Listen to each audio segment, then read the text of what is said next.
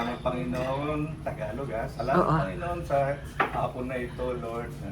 Nandito kaming lahat, Lord, na nag-celebrate ng birthday ni Daddy at birthday celebration ng birthday ni Mami sa April 29. Salamat din po na nandito kami sa bahay nila Marie. Thank you, Lord, for opening up their house, Solomon and Marie, that they prepare the food. And I pray, Lord, that you bless the food that we are about to eat.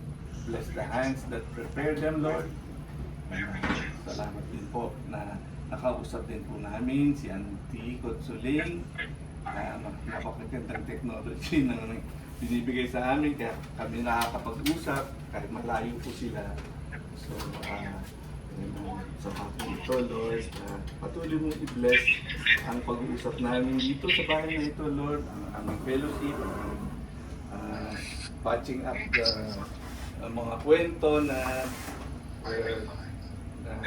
hindi pa namin naririnig.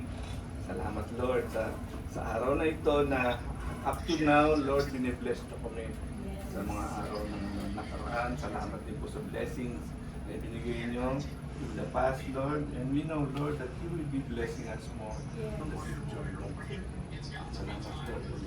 And salamat din po ulit sa mga pagkain kakainin namin ngayon. Let us enjoy it.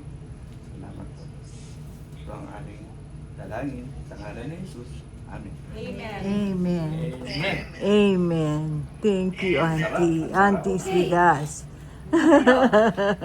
Tingnan mo, ate ating chismis, pinagdasal mo ha.